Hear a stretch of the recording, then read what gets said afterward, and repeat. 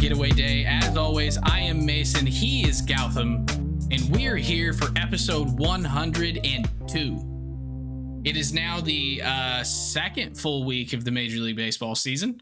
We are roughly 11 games in now, if I'm counting correctly. And we've had a pretty good time so far. Gowie, how's your first really like full week of baseball been? It's going great because there's no more like Friday days off. That's just weird. I hate that. I know why we need it, but it's good to have, regular baseball schedule back with Mondays and Thursday off days, and then usually full slates on Tuesdays, Wednesdays, Friday, Saturday, Sunday. So looking forward to the next 25 plus weeks. Yeah, it's going to be fun. And we haven't really got an opportunity to do like a true This Week in Baseball that was pretty action packed in, I don't know what, 6 months, 7 months? Like basically since September, whenever every team was still playing. And we've actually got quite a bit of stuff to talk about today. So we'll get through This Week in Baseball. And then here at the back half of the episode, we actually are going to be talking about players who were outside of the roughly top 130, basically players that had a WRC plus under 100 last year that we think are primed to pop off. So we'll get to that here in a bit, but I want to go ahead and start with some This Week in Baseball. So I think we would be doing everybody a disservice if we didn't talk about basically the biggest pitching prospect since Steven Strasburg in Grayson Rodriguez. So, Gowie, you want to talk us through Grayson's debut here the other day? Yeah, so his debut, pretty tough matchup. He's going up against Jacob DeGrom. I mean, that's as tough as it gets. Um, Also, Rangers have a solidly improving lineup, so not like they broke him in against the A's, though he did pitch against the A's today in the second start. But um, first inning, he looked super rocky. He really struggled to throw strikes. Didn't seem like super confident. I think he gave up a couple runs there, and then he really locked in, and he actually looked really solid for the rest of the way. Um, and it's not that surprising because, like you said, number one pitching prospect in baseball. He's been kind of on prospect radars for years now, and it was just a matter of time when he would make it to the majors. And I'm really hoping he's here to stay. That it's not that he'll get returned back to the minors when Kyle Bradish comes back from the IL. Yeah. And Grayson is this is a really big deal, honestly, for Baltimore, is to have Grayson come up and pitching at the major league level. His first start gave some pretty good what's the words I'm looking for? It made you feel pretty good about his ability to pitch at the majors. He did pitch again today, had kind of a rough start, gave up 5 runs on 6 hits and 4 1/3 innings. So certainly not ideal. That was against Oakland, as you just mentioned. But this is a 23-year-old kid who is an absolute stud. We were kind of talking about it here on Sunday, I think, about just like the different pitching prospects that of like the last 10 years and like who was a huge prospect that's also panned out like immediately sort of thing. And there's really not anybody. So if he can do this, he kind of is in a kind of special territory along with Steven Strasburg of like just the hype around him as he comes up. And we'll see if he can live up to it. But this is huge for Baltimore because they are really struggling to find starting pitching right now still. Something that I think we've been saying for since at least 2015, if not well before that. Yep. So it's been a while. Yeah. So huge deal for Grayson to be up. Really excited to see what he can do as he gets a little bit more settled into the majors, and see how he can keep attacking hitters. But yeah, Let's see. Then I'm also going to need you to tell me a little bit more about this one because I didn't get to watch this series. But the San Francisco Giants decided to go off here a couple days ago, and they hit 13 home runs in one series against the Chicago White Sox. They did, yeah. It was pretty crazy that a team like the Giants, like that wouldn't be my first guess for a team that would hit 13 home runs in a series, especially in April. So that's got like my spidey senses like going like what's going is something going on with the ball? Like it's too early to make any conclusions, but um right for now we can just give credit to the Giants and say they hit a bunch of home runs. I'm trying to pull up the names of all the guys because this happened last week. I know Michael Conforto, Mike Yastrzemski, Wilmer Flores, David VR. They had a whole bunch of guys just going off against the White Sox pitchers who have kind of had a rough start to the season with guys like Lance Lynn and some others that have really struggled out of the gate here. Yeah, they have got good production out of Dylan Cease so far, though. So there is a bright spot there. The with the ball though, like so last year we had the most controlled baseball we've ever had in air quotes. Yet there was evidence of there basically being three different balls in use at any given time. There was a dead ball. There was like still a little bit of mixed in of the old live balls from like 2019 or 2020 at least, and basically we didn't know what ball we had at any given time last year. It does feel like right now we've got something that's a little bit more of a live ball. I think you mentioned that today Michael A. Taylor has a home run.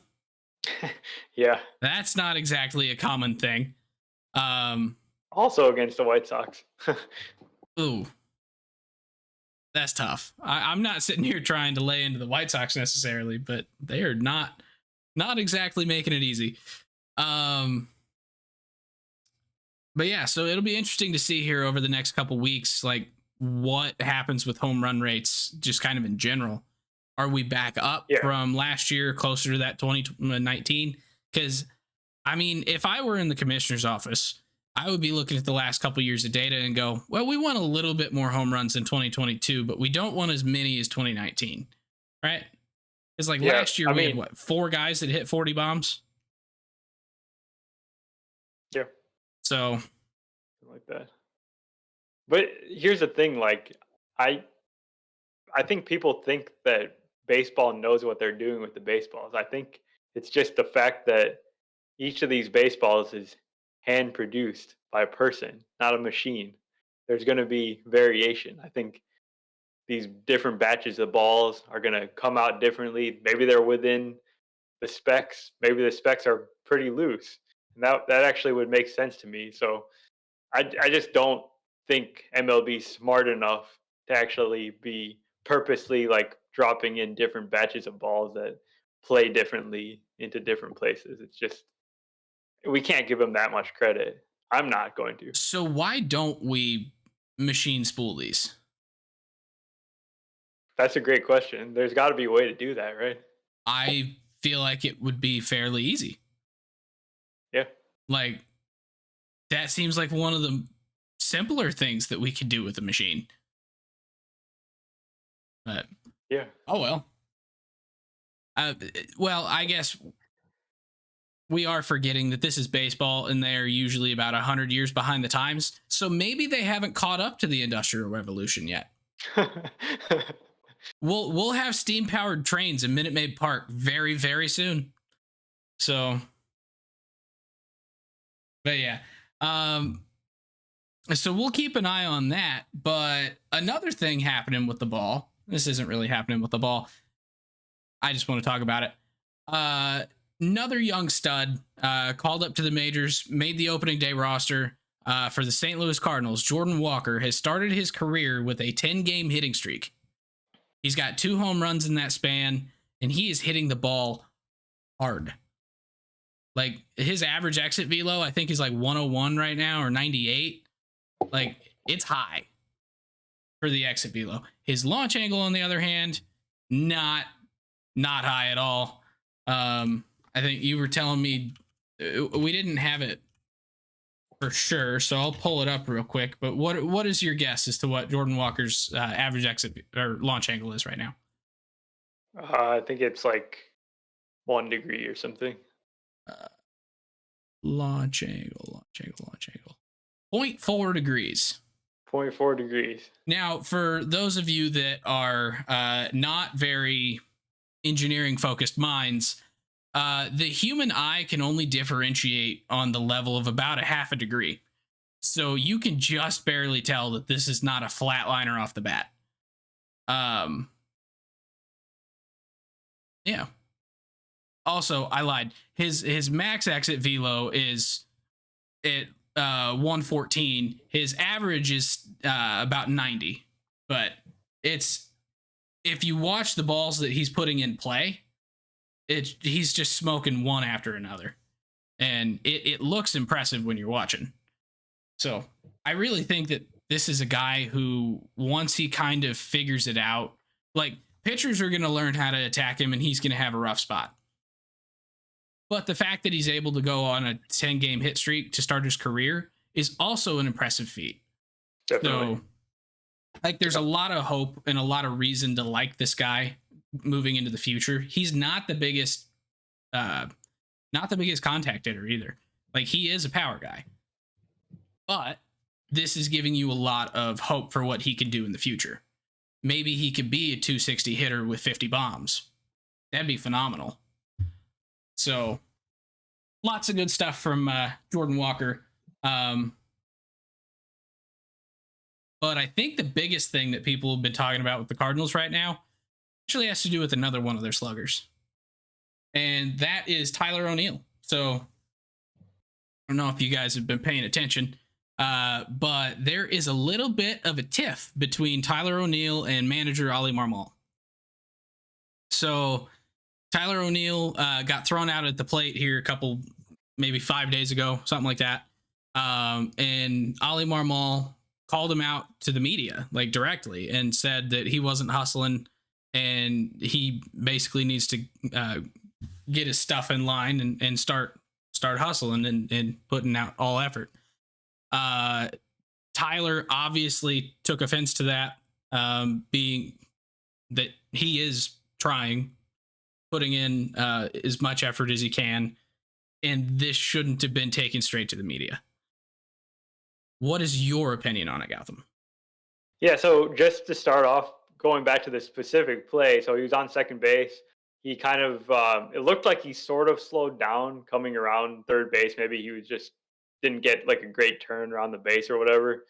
And then he was not like running. He wasn't just jogging or anything. He wasn't like running super slowly. He maybe could have run faster, but it just seems like there's something more to it.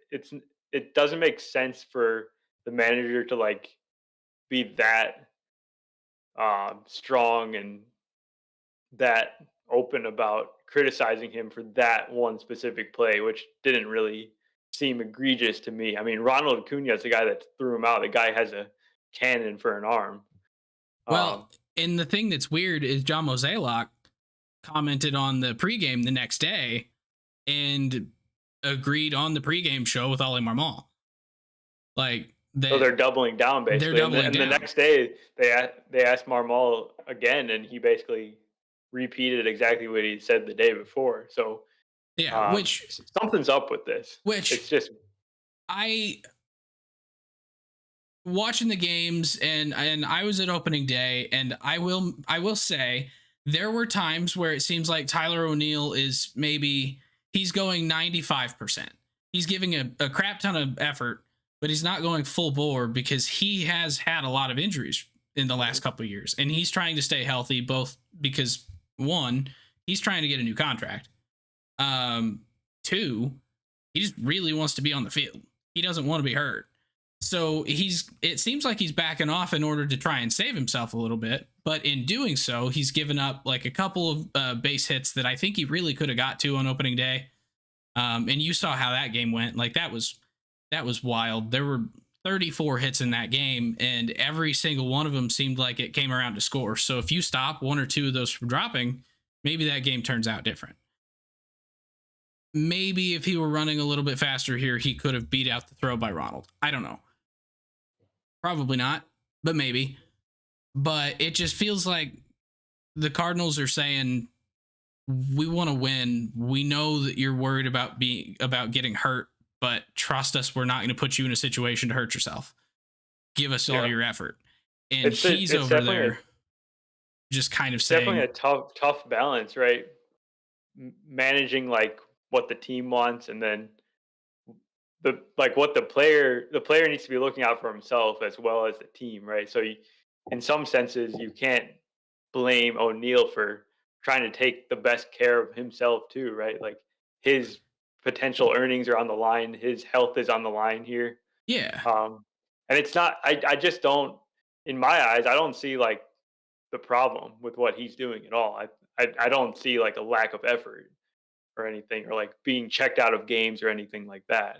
Yeah, and that's the part that makes it really difficult to watch, because it's like, I love Tyler. I think Tyler has done a lot of great stuff for this organization and think that he'll continue to do so. You can tell he's not going absolutely 100%, 100% of the time, but marathoners. But neither is Manny Machado, right? And he finished second in MVP voting last year. Yeah, and marathoners don't run 100% effort the entire marathon. Like, you have to pace yourself and use your bursts to your advantage in order to get to the end with the best time. And that's the difference between baseball and football, right? In football, you play 17 weeks. Yeah.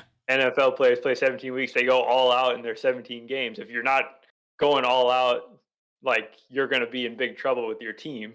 Yeah. In baseball, I think you've got to pace yourself. Yeah, and this is the first week of the season, really, is what we're talking about here. Like, this isn't the pennant race. Like, I mean, it could play a role in the pennant race, because I mean, games in April count the same as games in September, but like, we've got a marathon to finish here. So like, if he's given 95% right now, he'll be 100% when it counts. So I don't know. And then the Cardinals also have like 50 million outfielders right now that they're all trying to fit into the picture. So I wonder if that's the other part of it. They're like, you're the vet. You need to be showing up 100%, because these young guys are showing up 100% trying to take your job. Maybe that's part of it. I don't know. But like, we've seen Dylan Carlson get more playing time here this week, and he's actually hitting well right now, which is not really something that we've been able to say for Dylan Carlson in the last couple of years. Lars Nootbaar, when he comes back from the IL, what's going to happen? Alec Burleson has been hitting the ball incredibly hard, and he's been playing fairly well, even though he really probably shouldn't be in the outfield. Jordan Walker is a 10-game hit streak. Like, he's trying everything that he can to stick long term. So you've got all these guys going 100%, and maybe it's an optics thing where like Tyler is given so much to the team, but he's only giving 95% right now. So clearly he's slacking off, whereas everyone else is giving 100%, just trying to stay with the team. And I mean, maybe that's what it feels like it had to be, right? It's sending a message more than anything. It's obviously an overreaction for the first week of the season. Yeah. In like just some random April game, right? It's more just like a message to O'Neill and kind of a message to the team, but that's not the way I would have done it if I was a manager. Yeah, it definitely you can handle that all internally. You can have those conversations between the player and even as a team, but I just don't understand why he would do it in that way. Yeah, the way he did it kind of rubbed me the wrong way, honestly.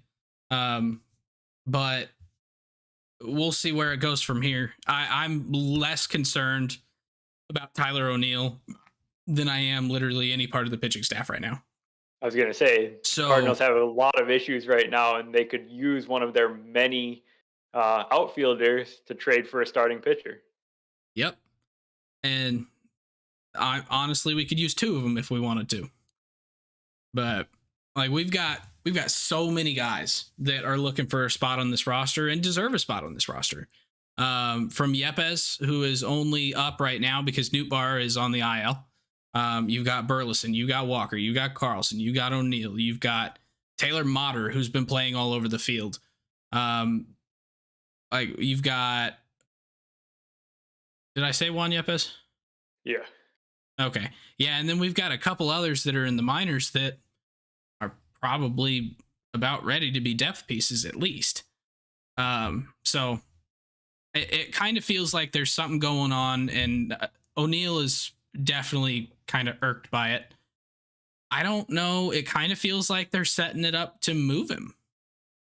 Like, But also at the same time, right? His value is pretty much in the tank right now. He's coming off a rough season. He's like not in his manager's good graces. He's not even playing, so it's like he is in the lineup today, but in the original lineup he was not. So that would have been 2 days sitting on the bench. So it's like you can't showcase a guy to like trade if he's not really playing. yeah. So I don't know. The entire thing's just weird, honestly. We should probably go ahead and move on so we could get to some other stuff, because I could talk about that for like the next hour and a half. But this is surprisingly not a Cardinals podcast. It's So mostly next, a Cardinals podcast, right? it's mostly a Cardinals podcast, but what can I say? I'm passionate. So next up, we have the Tampa Bay Devil Rays, also known as the Tampa Bay Rays, because they're stupid and they dropped the devil from their name, and I didn't like that at the time, and I still don't like it now. They have started the season 10-0, which is crazy. This is the second best start to a season, I think, other than There's been a couple 13-0 starts in history. The Okay. last one was the 1987 Milwaukee Brewers. Started Who the ended season up winning the World 13-0. Series that year, I will point out. So, Wait, what? They did? What? didn't they beat the Cardinals? I don't know. Because the Cardinals won in 82, went in 87, and I thought they played the American League Milwaukee Brewers. They finished third in the AL East. I don't think they even made the playoffs. What am I thinking of? I think you might be thinking of a different season. I don't know. Oh, Anyways. the Cardinals beat them in 1982. That's Yeah, probably what what it is. Okay, my B. Yeah, because I was gonna say the Brewers haven't won the World Series, so let's not Yeah, forget that.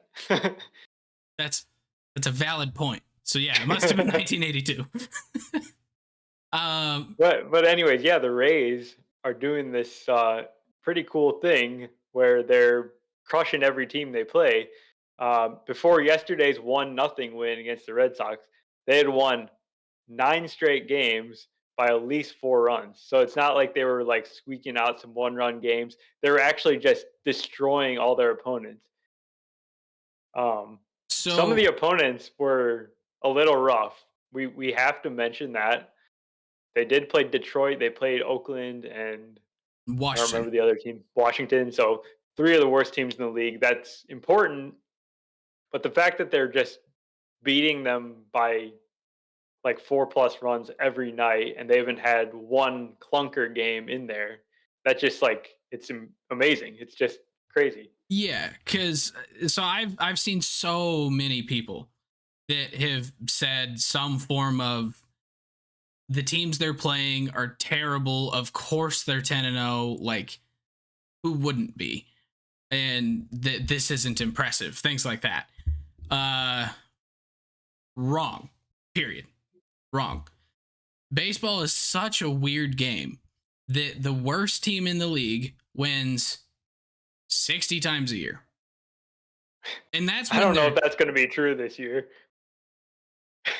The Nationals are pretty bad. They might win 50. Okay. The worst teams win 50 times a year, which is about 33% of the time.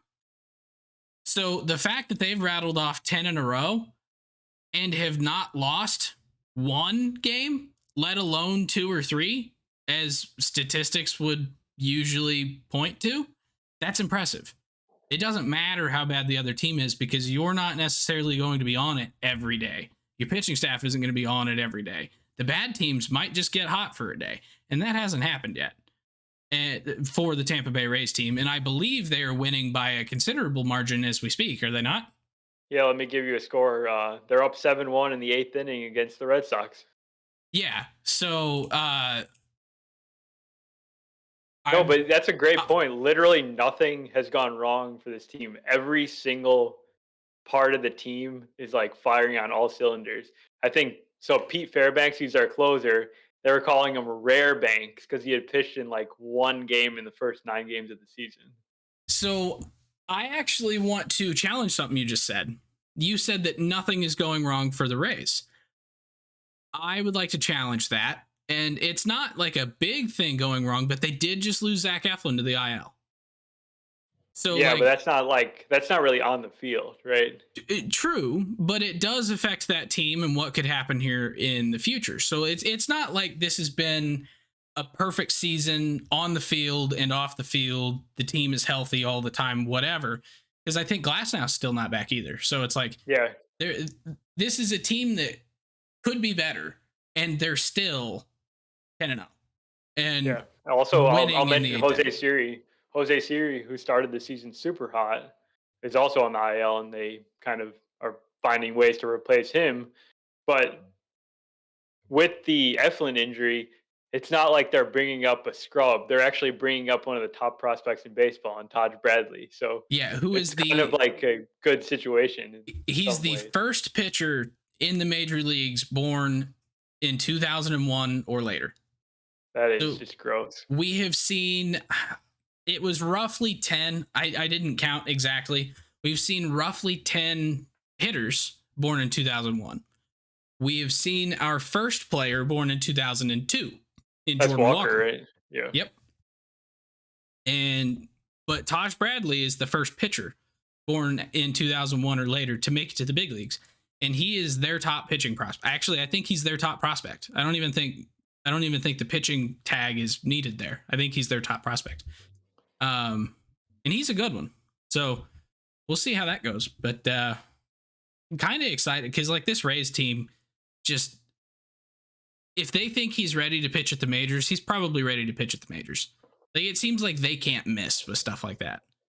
Yeah. So There's so much other interesting stuff going on with this team too on offense. It looks like Wander Franco is kind of becoming the guy that he was supposed to be as a prospect. He's got 4 home runs already. He's not striking out at all. He's just kind of putting everything together. well, Um, and to that point, like he's never not been that guy.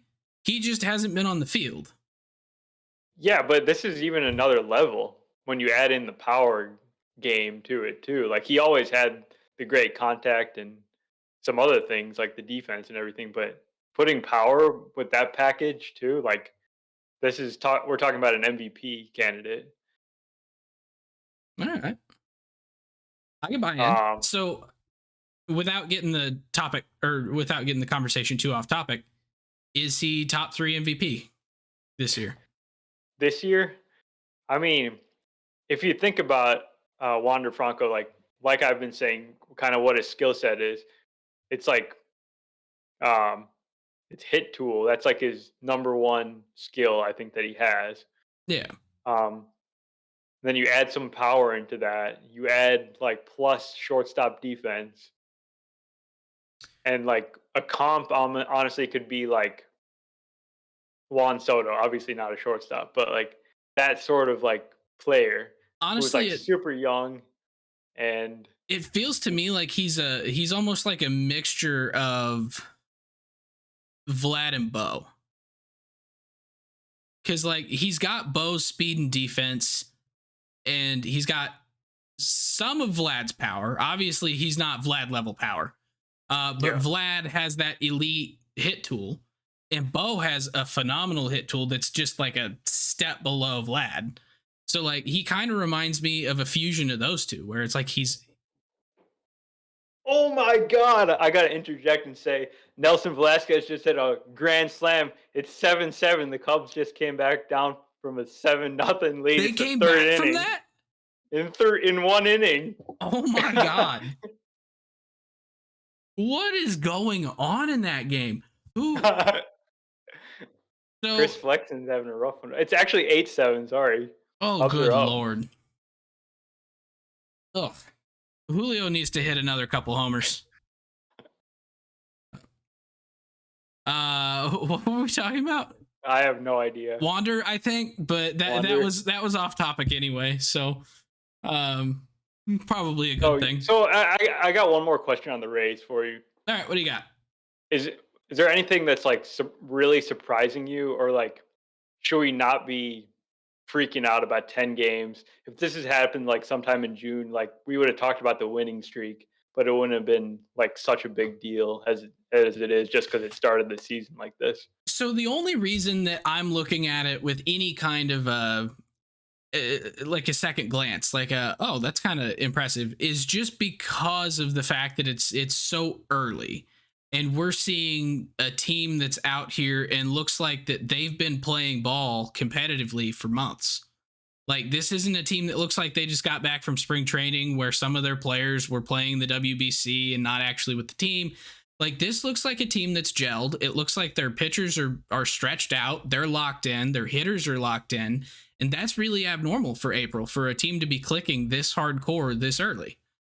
Like, we've obviously seen individual players go out and have phenomenal Aprils. Eric Hosmer is the poster child of that. But this is like having an entire team of Eric Hosmers, and they're just going out and flat out dominating from day one. And it's really impressive to see. Like, Yeah, it's super awesome. Like, especially we didn't really talk about the pitching that much, but the guys that are part of the rotation, obviously, like McClanahan, he's a big prospect and he's really good. But two of the other guys in the rotation, Jeffrey Springs and Drew Rasmussen, they were relievers 2 years ago, and now they're shutting down opponents for like 6, 7 innings to start. I don't think those two guys have given up a run this year, or like maybe they've given up one run combined between 4 starts. yeah. And like I said, they're missing they're missing the guy that before McClanahan came up last year, we thought was their ace, in Tyler Glasnow. He's still not here. And they're doing this. Like, if this were a team that had McClanahan, a healthy Tyler Glasnow, the way he was pitching before he got hurt, I don't know, maybe Blake Snell from his Cy Young season, like I would look at that and go, okay, yeah, that makes a lot of sense. But with the guys that they have now coming from where they did, it's really impressive to see. Like, it's kind of like, and this isn't the guy that we have on the rundown, but it's kind of like Seth Lugo. Like, just the fact that watching Seth Lugo go out, and he's been a reliever for the Mets for the last, like, what, 4 or 5 years? Yeah. And now he's gone out, he's thrown 7 innings in his first start, 6 innings this week or yesterday. Like, it's a guy that you wouldn't expect to be able, or to do this at such a high level so early. Like, I'm sure that we could have assumed that at some point he would stretch out. He would knock off the rust from his being a starter back in 2013 or whatever. But you wouldn't think the first start that he's done it, he's going to be locked in and we're going to be off to the races. And that's where we're at. And that there's a bigger point around that. I think that what you said is great. It's baseball is a game of opportunities, and the Rays, it's selective opportunities. They were not going to put, Jeffrey Springs and Drew Rasmussen in the rotation if they thought they were not going to be like doing good, because they have plenty of other guys that could do what, like, they could, if they had better guys, they would pick those guys. And it seems weird that, Jeffrey Springs became a starting pitcher, but the Rays like get the best out of all these guys, and it's insane what they've been doing for years now. Yeah, which is exactly why I think Taj Bradley is going to be just fine. So, we do have another couple of things that we need to talk about here and get to our main topic, and we're already 30 minutes in. So we'll go ahead and move down just a little bit. Real quick, I'll mention my last thing for the Cardinals, because I probably should have put it up with the Cardinal stuff and completely missed it. Nolan Arenado got to 300 career home runs this week. His first homer of the season, number 300 of his career, number 65 in a St. Louis Cardinals uniform. So I think Nato, now that he's not pushing for that, we're getting ready to start seeing some really good hitting from him. But I'll keep that brief and we'll go ahead and move on. Lots of injuries this week. A couple of really, really big ones too. So O'Neal Cruz had kind of a really awkward slide here. Was it against the White Sox? It was Sebi Zavala, right? Yeah, I think it was Sunday. Yeah, and Yeah. he like it's almost like he couldn't decide if he was going in head first or That feet first, and then he ended up going in feet first. it was way late. Yeah, Yeah. and so he kind of collided with Sebi Zavala and ended up breaking his ankle on the play, and he's going to be out for I think 4 months. What they Yeah, said? and at least 4 months, I would say. Like that's not a easy injury to come back from. No, no. So that is a huge hit to the Pittsburgh And that Pirates. sucks. It makes me so mad because O'Neal Cruz looked like he was kind of figuring stuff out. He wasn't like striking out as much this year. Looked like he could really take that next step, and we're just gonna have to wait for at least 4 months now. Yeah. But other guys who have gone down with injuries here, Adam Duvall, who we talked about last week, who was having the start of a season that he's never had before. He's never played this well in his life. I got an to awesome start a season. stat on Adam Duvall for you. What do you got? You're gonna like this one. So Adam Duvall put up, I think, 1.1 WAR in his first week of the season. Mhm. He was leading the major leagues. That's more WAR than Eric Hosmer has put up combined in the last 5 years. Is he so bad outside of April that his like 10 April WAR is just Yeah, like negated? yeah, his WAR in the last like 600 games is 0.5. Juan Yepes. Um, dang, that's wow. But yeah, so Duvall is out with a broken wrist, I believe. Yes. Which kind of landed awkwardly on a diving play. Really, really unfortunate because he's been playing out of his mind so far this year. So big hit to the Red Sox, big hit to Adam Duvall. Hope he gets back soon and can pick up where he left off because that was fun to watch. We've also seen basically the entire White Sox team get injured. So again, yeah. So Yoel Moncada's not on the IL, but he's been out the last couple days. He's expected to be back this weekend. Eloy Jimenez has been out with I forgot what his was, a hamstring injury. He was on the 15-day IL, I believe, and he'll be reinstated this weekend. 10-day for hitter, 15-day for pitchers. Yeah, that 10-day IL. There we go. Tim Anderson has a sprained MCL, and he's going to be out somewhere between 2 and 4 weeks, probably more likely 4, just based on MCL injuries that I've seen in the past. But yeah, this has been huge. Joe Kelly, I think, has strained groin, 15-day IL. So it's kind of rough so far if you're the Chicago White Sox. Lots of injuries, and this is a team that whenever they're healthy, we think they can be really good. I say think because we've never been able to see it. So I'm hoping that they can come back, get healthy, and then go on a run because I want to see what this team looks like with the entire core on the field at the same time. No doubt, yeah. So, anything else for this week in baseball? Nope. I think I'm good. All right. So, as I mentioned at the top of the hour, our main topic today is some hitters who have kind of underperformed last year that we think are primed for to pop back off this year and pop their way to the top 100, top 130-ish. And I know 130 seems like a random number. I'll explain why that is the number that we're going with. So we're looking at hitters that in 2022, 400 or more plate appearances. So they don't have to be qualified for the batting title or anything like that. We just want 400 plate appearances. You played about a little more than half the season. And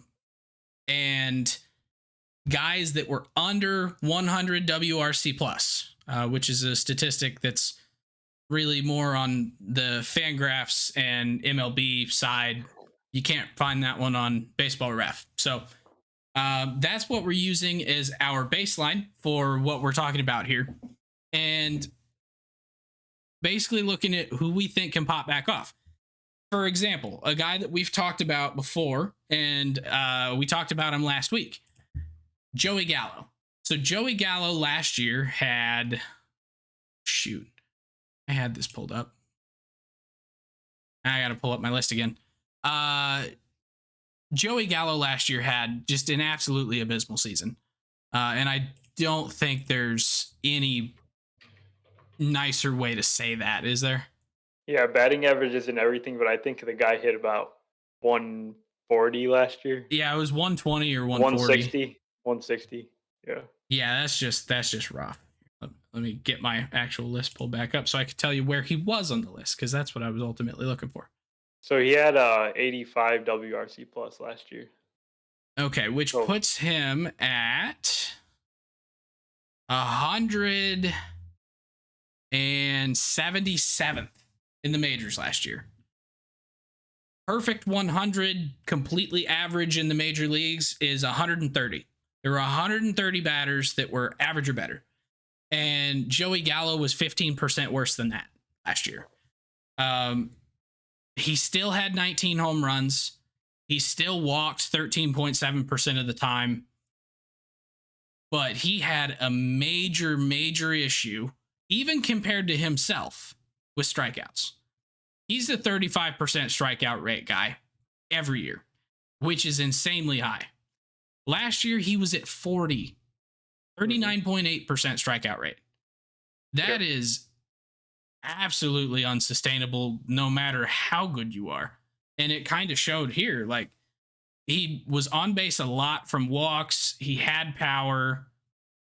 He only had 410 plate appearances because he missed 40-ish games. But he only hit 160.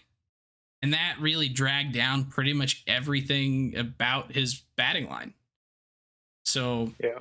And the biggest thing that I noticed looking on like Baseball Savant, his exit velocities were fine. Well, actually, I say that. I think his exit velocities were actually a little bit down last year.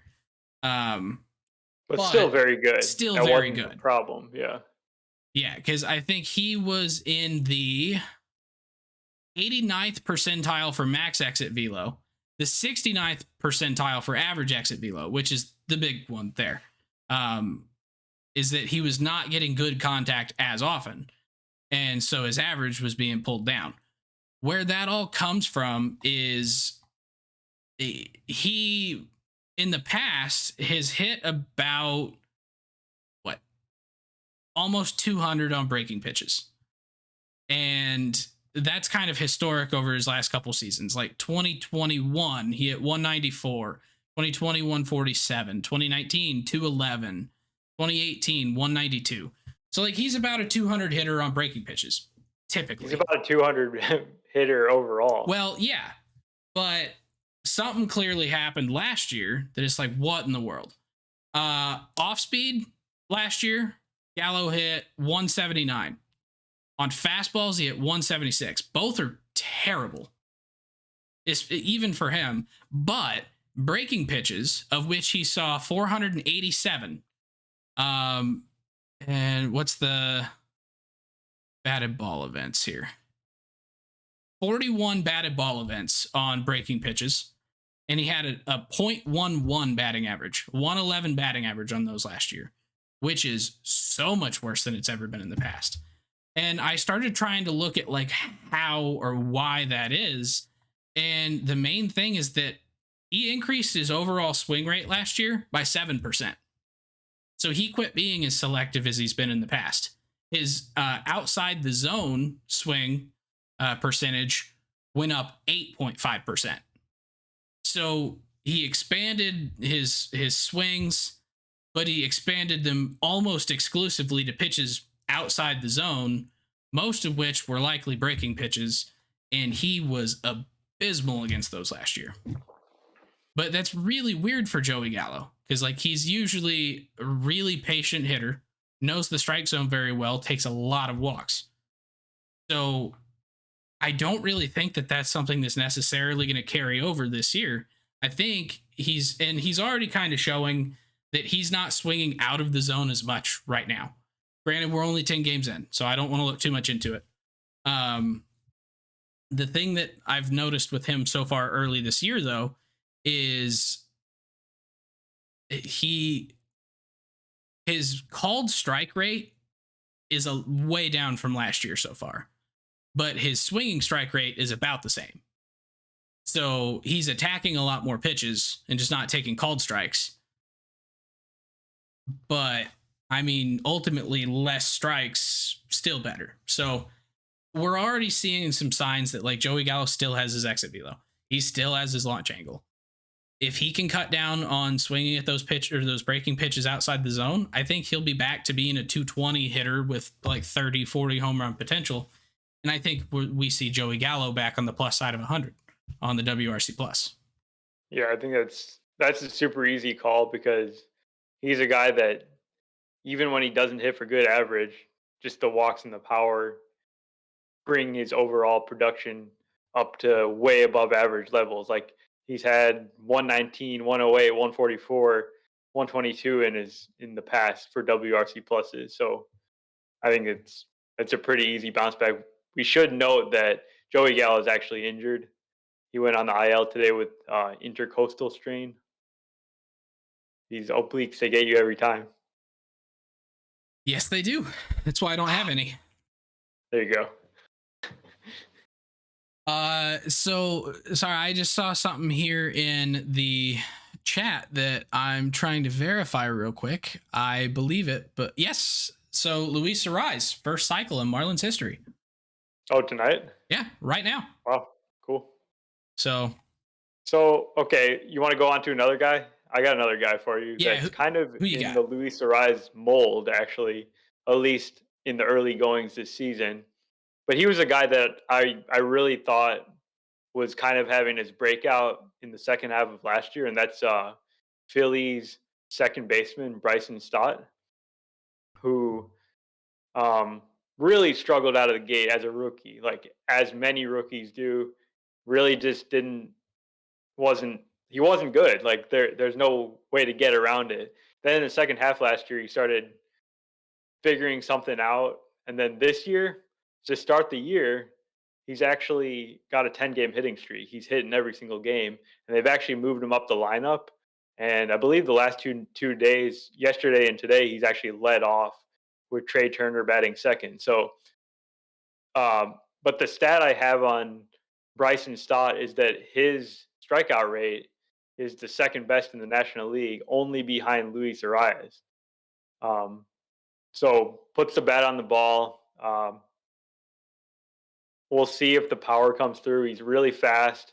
Probably buy himself some extra hits just with his speed. So I don't know. Bryson Stott, like he's an easy candidate also for this exercise that we're doing here, just because he was a rookie last year, and rookies tend to get better in their second year a lot of the time. Yeah, and I mean, for a guy that had an 83 WRC plus, put him 180th on the list, like he actually wasn't all that bad last year at the end of the, or like by the end. Like his overall numbers, 234, 295, 358. Not a great triple slash, but I mean, we've seen triple slashes worse than that. I mean, heck, we just talked about Joey Gallo. But 10 home runs, 12 steals, struck out less than 20% last year, walked about 8% last year.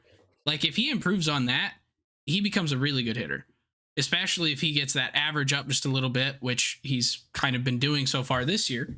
And natural progression kind of implies that we're going to be seeing that from him this year. So I like that call. I think Brandon Marsh is kind of in a similar situation. Obviously a little bit different because he's played before, but he's also been kind of in that really young, kind of struggling early. I think now he's getting a little bit more comfortable with himself. I haven't looked at what his numbers are so far this year, but he's doing well so far. Good deal. But yeah, my gut just tells me that both of these guys are primed for a breakout. Like you've got the statistical reasons for Marsh, or not for Marsh, for Stott. 100% agree. I think that probably also applies to Marsh. So, Yeah, um, I'm definitely on board.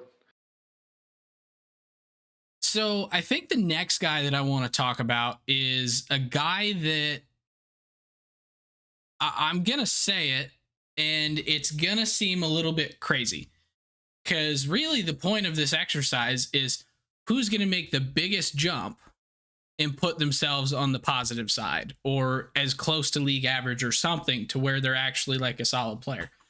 And so this next guy is not going to go off this year and have a 200 WRC plus. He's not going to look like Jordan Alvarez. He's not going to look like Aaron Judge. But that guy is Adam Frazier, who last year played for Seattle, hit 238, 301, 311, with 3 homers, 12% strikeout rate, 7.6% walk rate. Like he had an 81 WRC plus last year, which is not good. It's not. It's terrible. But in the past couple of years, Adam Frazier has been a really solid player. Like basically throughout his entire career, throwing 2020 out the window for the reasons that we've been throwing 2020 out the window for over a year now. His career WRC plus is 99. So perfectly average. He's your average player. Yeah. He's your average player. His rookie season, 109. Second season, 97. Third season, 116. 97. 2021, 113. So, like, this is a guy who could definitely be an average to slightly above average player. He strikes out about 12 to 15%, walks about 7% every year. That's pretty standard. The thing that held him back last year was that he got basically screwed on BABIP. What do you know what average BABIP was last year? Yeah, it was 290, I believe. Yeah, so his last year was 268. So below average BABIP. Obviously not going to increase your batting average from 238 up to 290 by any means, but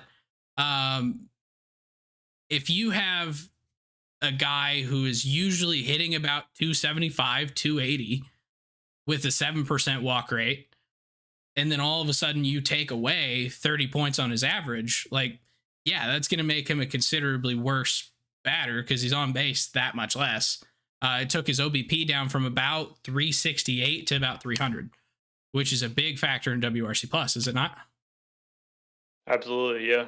So, And yeah, that walk rate's really not that impressive. It's below average. So, he relies on the batting average to keep him afloat. yeah. And so if he just regresses back to the mean on BABIP this year, I would anticipate Adam Frazier is going to be closer to that 100 overall WRC plus, which would put him around top 130 in the league. So a jump of 20 on that standings. And you just made me think. So he played last year with Seattle, and Seattle is one of the worst ballparks for left-handed batters batting average. So that could have been part of the dip. Now he goes play in Baltimore, so maybe things will get better just condition-wise. Yeah, that's very true. So I like Adam Frazier to have a slightly better year this year than last. Take him from 185th in the majors to about 130th, which is, I think, where he should be, really. So, all right, who else you got? Okay, so I mean, I know you love Adam Frazier. You're a big fan of his, but if he gets back to like a 99 WRC plus, I'm not going to be like super excited. I'm just going to say, okay, he's Adam Frazier. He just had a little bit of a worse season last year. Yeah, but I've been an Adam Frazier guy since how long ago? I don't know. It's been a long time. Yeah. So I'm going to pick a guy that's a little bit more exciting. And that's Jonathan India, who won the Rookie of the Year in 2021. And then he just had a really broken up season last year, where he had like multiple injuries. Uh, he kept coming back and like having something else happen. At one point, um, in the in the Field of Dreams game, he actually like got airlifted to a hospital because of a leg injury, I think. And then he was just somehow back on the field like a week later. But clearly, this was not the best version of Jonathan India we've seen as a big leaguer. But I mean, the Reds are going to play him every day. He's going to hit atop their lineup, and um, why can't he get back to the guy he was in 2021, where he stole 12 bases, hit 21 homers, had great OBP, hit 269. I mean, he's off to a pretty good start this season. I think that he's just right at that age where he could be like prime for this breakout. He's 26 this year, and he's got now 2 full seasons under his belt. I mean, Yeah, I don't know. And this is a guy that like last year, so he's on our list because he was below average last year, but he was not that far below average. Like he was what 5% worse than your average hitter. 249, 327, 378, 10 home runs, 7% walk rate, 21% K rate. That's not a bad year, honestly. Yeah, even like, with all those things going wrong, he still was only 5% worse than average. Yeah, like I would gladly take that, especially out of a shortstop. This year's second, well, he's a second baseman, but the reason I say shortstop is because this year with the shift limitations, defense at second base is a little bit closer to defense at short than it has been in the past, as far as like the need for range, for defensive ability. So getting that production out of a guy who's playing second base this year, I wouldn't be too upset with that at all. And then if he goes off and can pop off to be closer to what he was in his rookie season, like great second baseman right there. Arguably one of the top in the National League, I would say pretty easily, wouldn't he? Yeah, especially if he takes that next step and improves upon that rookie season, then you're talking about an all-star type player. Yeah. So I think we've got time for one more. So the question is, where do we want to go? Do we want to go with an obvious, or do we want to go with a not so obvious? Tell me the guys, and then we'll just pick. So I'm thinking Castellanos or Yoan Moncada.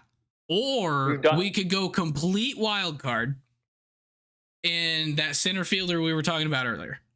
Oh yeah, let's do him because we already talked about a couple of Phillies, and all right, let's do it. Let's go with Myles Straw. With the man, the myth, the legend, the terrible hitter, Myles Straw.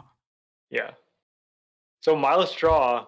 So the thing that's interesting about this list that we picked out today is that there's a lot of other bad players, but there's not a lot of bad players that get to play and get 400 plate appearances across the season. Myles Straw is one of those guys because he plays great center field defense, and the Guardians were not taking him out of the lineup pretty much no matter what. And he's fast. No matter how, and he's fast. So he's got those things going for him.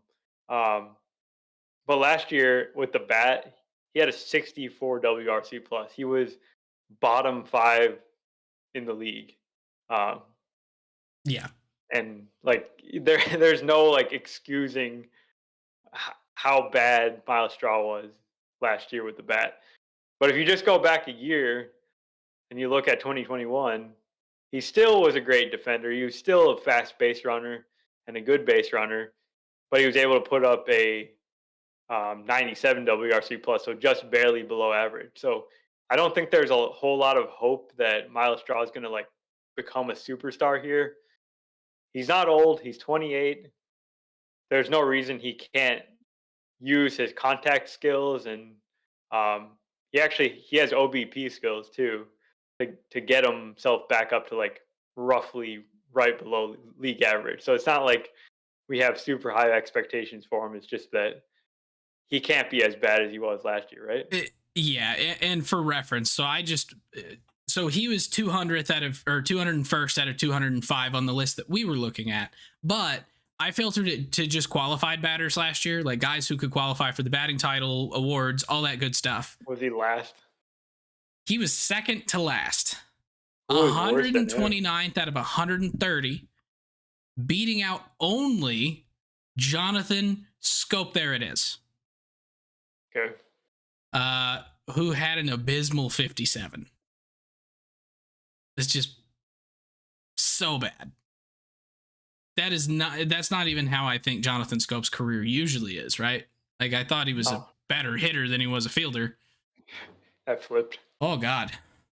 So, but yeah, I think if Miles Straw can even become a league average hitter with that defense and the speed that he's got, like, he becomes almost like Kiermaier 2.0, because like when he's on base, he's stealing then, which is not something that Kiermaier really did all that much, or at least not like an excessive amount. Yeah. And that's kind of where Miles Straw could be. Very good. He's a very, very good base stealer. He's already got 6 stolen bases this year. Yeah. So he's like wreaking havoc from the bottom of the lineup. If he gets on base, it doesn't matter if he hits like 1 home run this year. If he can, I mean, bring that value. He could have an ISO of 0, and if he gets a single every time and steals second and occasionally third, like, you're basically taking a guy that has 0 power and turning him into one of the highest power guys in the league just because of his legs. So I really like that pick there. I think that pretty much takes us to the end of this week's episode. So thank you all very, very much for hanging out with us this week. We will be back I will be back next week. Gautam will not be here because he decided that he's going out of the country. Selfish. I'm sure you'll hold down the fort here, and I'll be looking forward to catching up in 2 weeks.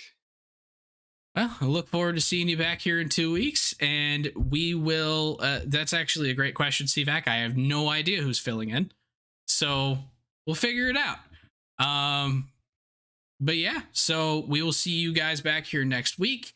Have a great rest of your evening, and we'll catch you next time.